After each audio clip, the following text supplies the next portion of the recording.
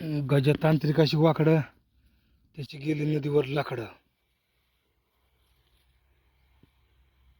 असा हा क्रूर भयानक राक्षसदेही गजतांत्रिक प्रसिद्ध होता. मित्रांनो, ही अशी प्राचीन कथा आहे. कोयनेच्या खोरात एक गाव होतं मित्रांनो. अतिशय समृद्ध संपूर्ण गाव होतं. पूर्वीच्या काळी 90% लोकांचा उदरनिर्वाह शेती व शेतीच्या निगडीत जे उद्योग व्यवसाय असतात त्याच्यावर उदरनिर्वाह चालत असे. तर त्या एका गावामध्ये गजतांत्रिक अतिशय निर्डवलेला भयानक, कोणी त्याच्या चुकून पण वाटेला जात नसे. कारण की दगडाला लाथ मारणे किंवा पायावर दगड मारणे, दोन्हींचा परिणाम हा एकच होतो, दुसरं वेगळं काही नाही. तर त्या गजतांत्रिकाकडं कोण जात असे त्या काळी? तर त्या काळी सावकार, मोठे व्यापारी हे लोक, बाबा आपल्या अडचण किंवा असे जे मोठे धनाढ्य लोक होते ते जाऊन बाबा की बाबा अडचणी आलं, काय प्रॉब्लेम, समोरच्यावर जादूटोणा करून हे करून किंवा त्याच्यावर कुठल्या गोष्टीचा घाला घालून आपले काम त्याच्याकडून करून घेत असे. त्यातून त्याचा उदरनिर्वाह चालत असे व त्यातून त्याला धनप्राप्ती होत असे. त्याला सोन्याच्या मुद्रा किंवा धनधान्य अशा गोष्टी मिळत असे. तर आपल्या स्टोरीचं नायक शुभांगू, त्याला शुभांगू गुरुजी असं पण म्हणत होते मित्रांनो, कारण त्याचे वडील तिथे मोठा हनुमान मंदिराचे पुजारी होते. वृद्धापकाळाने त्यांचे निधन झाले व नंतर शुभांगू ज्याला शुभांकर गुरुजी असे म्हणायचे, ते हनुमानाची सेवा, हनुमान मंदिराची सगळी सेवा व काम तिथले बघत असे. तर मित्रांनो, शुभांगू या नावावरून तुम्हाला वाटत असेल, हे जे कुटुंब होते किंवा त्याचे वडील होते ते काशी तिथले ब्राह्मण होते. ते तिथून आपल्या उदरनिर्वाहासाठी, आपल्या कुटुंबासाठी इकडे आले होते, कोयनेच्या खोऱ्यात आले होते व तिथे एका मंदिरात त्यांना सांगितलं, तुम्ही इथं सेवा करा, इथलं काय मंदिरात तिला बा 4 पैसे येतील ते तुम्हाला घ्या तिथून. व लोक त्यांना प्रेमाने आपलं घरचं धान्य, धनधान्य व इतर वस्तू, दूध दुभता देत असं त्यांचा उदरनिर्वाह चालत होता. पुढे त्यांना ते त्यांचं हनुमानाचं जे मंदिर होते त्याच्या ट्रस्टची जमीन पण कसत होते. 4-5 गाई, शेती असं चाललं होतं. तर शुभांगू हा वडिलांनी शिकवल्या प्रमाणे लहानपणापासून ज्योतिषशास्त्रात अतिशय पटाईत होता.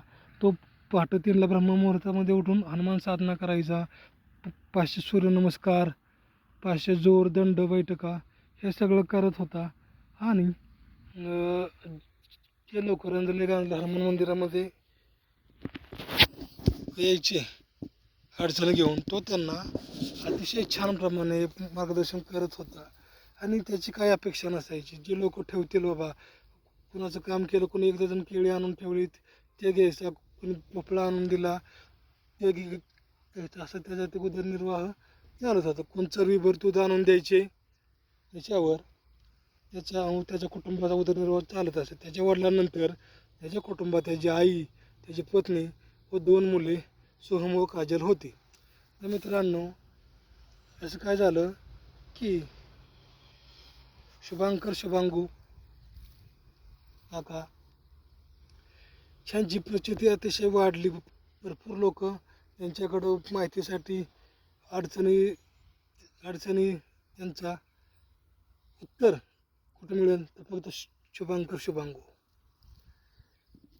हे असं व्हायला लागलं, ते सगळं तांत्रिकाच्या कानावर आलं.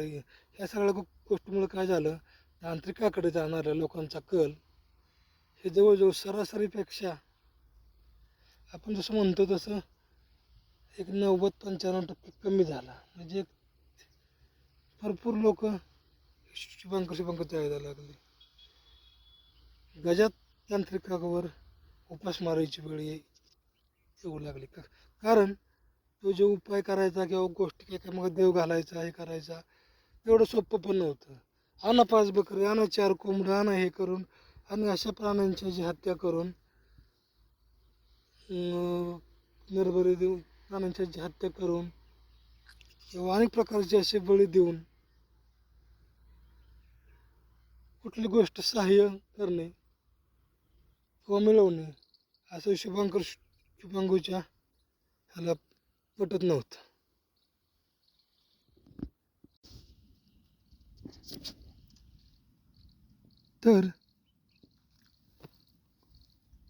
तर असंही शुभांगूचं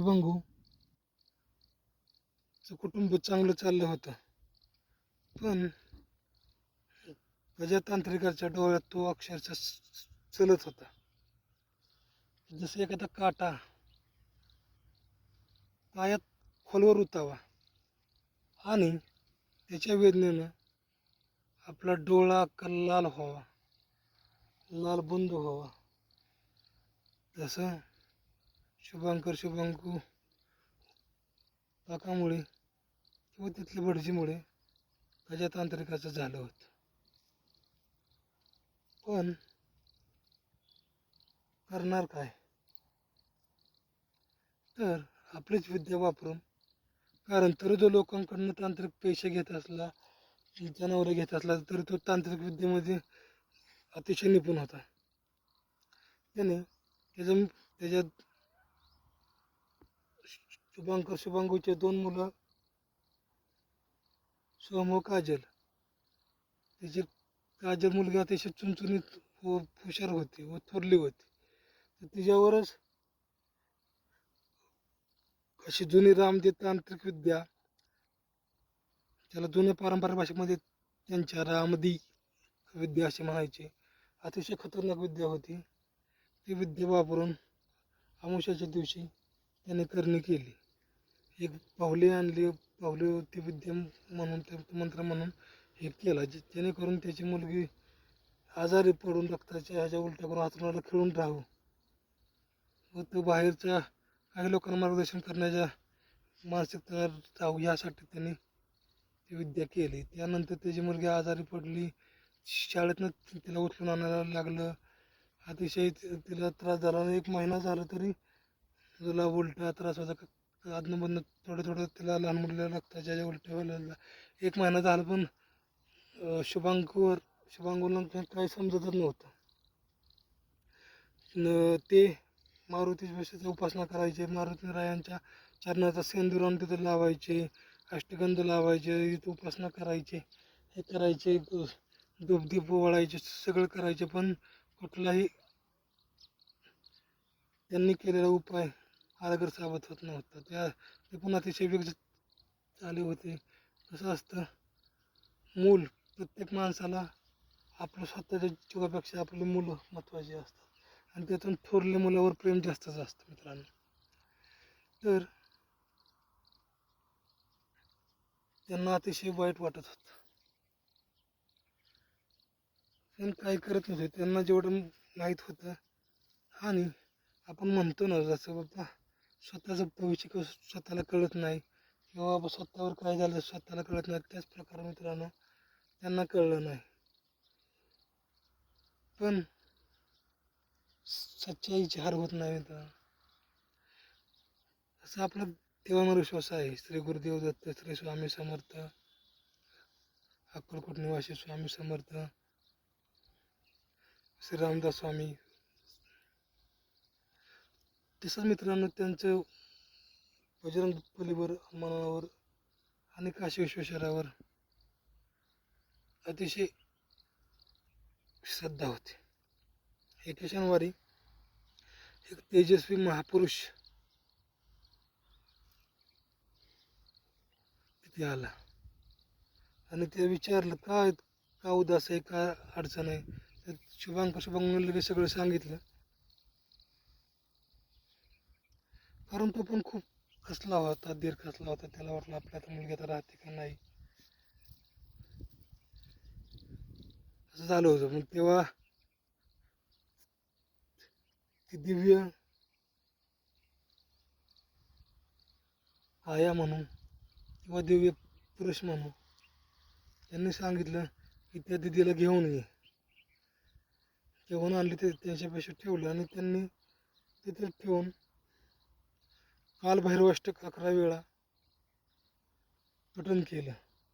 दिव्य कालभैरवाष्टक 11 वेळा पठण केलं आणि तिच्यावरून त्यांनी आणलं होतं ते जोडीतलं भस्म असेल, विभूती असेल, काय ते त्यांनी फिरवली आणि शेजारचा जो पेला होता, पेला म्हणजे ग्लास, त्या पेल्यामध्ये थोडं पाणी टाकून आणि थोडं अंगारा टाकून त्यांनी आणलेलं तो विभूती टाकून औषध दिलं. औषध दिलं असता ती दिदी पाक काळी पडली होती. तिने हळूहळू डोळे उघडले आणि तिला थोडंसं बरं वाटायला लागलं. डोळे उघडून फक्त उघडझाप करायला लागली. गुरुजी म्हणाले, ते दिव्य काया रूपी जे आले होते ते गुरुजी महाराज म्हणाले, हे महिनाभर तिला पाणी पिऊ घाल, बजरंग कायांचं शेंदूर लाव आणि तू भीमरूपी म्हणतो तसं दररोज 7 वेळा भीमरूपी पठण कर. काही असतं, काही वेळेस आपण जे चांगल्या गोष्टी करायला जातो त्या गोष्टी काही लोकांना पटत नाही. त्यामुळे ते लोक आपल्याला संपवायला बघतात. ही अशी गोष्ट तुझ्यासोबत घडत आहे. जास्त मी सांगत नाही, पण तू तुझी काळजी घे. आणि एक गोष्ट सांगतो की आपण एखाद्याचं पैर चिटलं ना, किंवा आपण दुसऱ्यासाठी खड्डा खांदला ना, तर खांद्यासाठी आधी आपल्याला खड्ड्यामध्ये उतरावं लागतं. आज ना उद्या वाईट कर्माची शिक्षा त्याला मिळून जाते. कर्म करत राहा असं म्हणलं की त्याला, आणि त्याच्या ज्योतिषविद्येच्या आधारे पण याला समजलं की बाबा गजतांत्रिकानं आपल्यावर आपल्या परिवारावर काहीतरी केलं. त्याच्यामुळे माझी ताई, माझ्या पोटचं लेकरू आजारी पडलं. तर असं सांगून पुढच्या वेळेस तू काळजी घे. तू सर्वांनी गळ्यात रुद्राक्ष माळा, तुळशीच्या माळा परिधान कर असं सांगितलं. काळजी घे. पोती दिव्य रूपी परमेश्वर रूपी आत्मा काया जी व्यक्ती होती ती क्षणार्धात तिथून गायब झाली. तर हा होता आपला आजचा व्हिडिओ. असत्यावर सत्याचा दणदणीत विजय. व्हिडिओ कसा वाटला अवश्य कमेंटमध्ये कळवा आणि आपल्या भूताचा वावर या यूट्यूब चॅनलला प्लीज सबस्क्राईब करा, लाईक करा, कमेंट करा.